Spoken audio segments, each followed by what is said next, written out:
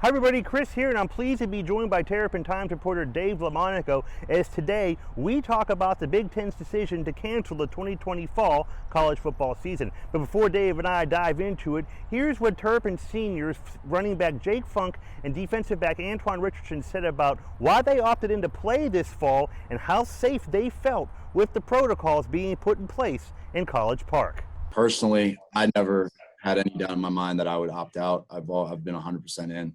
I decided to opt in because one, I do want to play football and I feel safe because I'm here today opting in to go out there and get ready for fall camp. I personally feel safe. I mean, at the end of the day, all the protocols in the world, you can have all of them, right? But if you're not living right off the field, it doesn't matter. The protocols can't protect you when you're away from the facility. So while I'm here at the facility, I feel as safe as can be. But ultimately, there's responsibility on our end as players to be able to live right off the field and protect ourselves off the field so we don't bring the disease into our facility. So it goes hand in hand where, there's responsibility on, the med staffs and where they're responsible for keeping us safe while we're here. But then there's responsibility on our end where we have to live right. So I think, a combination of those two, I feel perfectly fine every time I walk in the building, and I'm sure that a lot of my teammates feel the same way. So I guess my first question is, what went into the Big Ten's decision to cancel the 2020 college football season?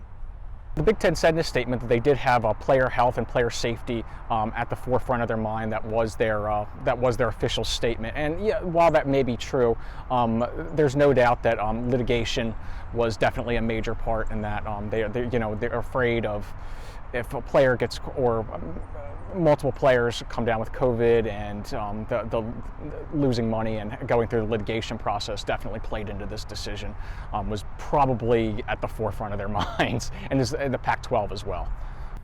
Now, obviously, this runs deeper than just canceling the football season. There are some big-time donors and boosters who donate a lot of money to the Maryland football program. Where do they stand on this situation? Most of them are not, from what I've heard from boosters at the school, most of them are not particularly happy with this decision.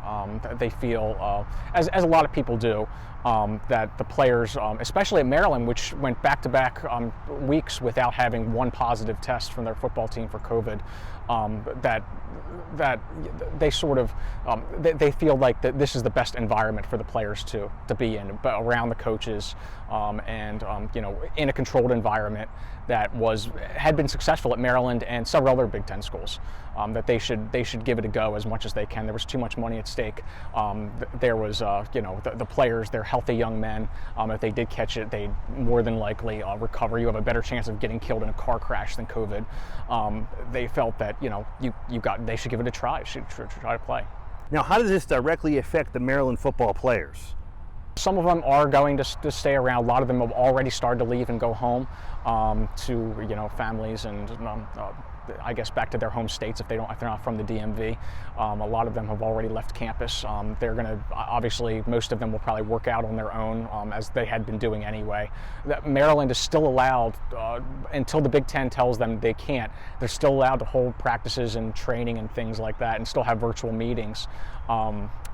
Just can't have padded practices.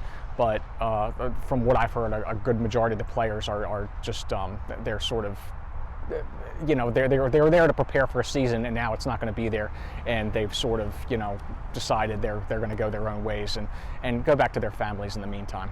Now, we've heard that the ACC, SEC, Big 12, AAC, Sun Belt, and Conference USA are all playing to play in the fall. Can these players from the Big Ten, Maryland specifically, transfer to one of these programs and play immediately? The NCAA hasn't even said anything, so for me to speculate what they're going to do with that remains to be seen.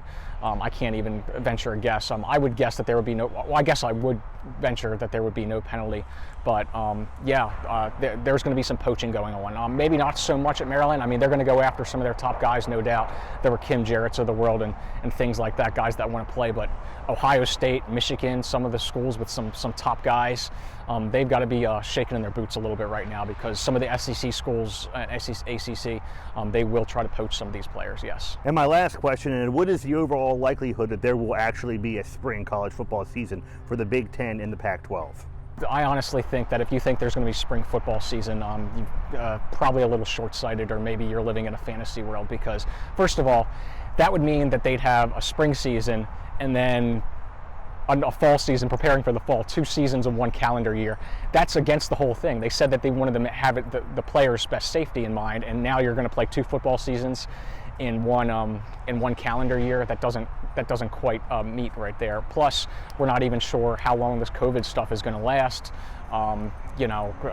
If it's going to be any different next fall than it is now. I honestly, unless they have a strictly modified 5-game schedule or something like that, I'm not sure that they can pull off a 10-game or even a 12-game season.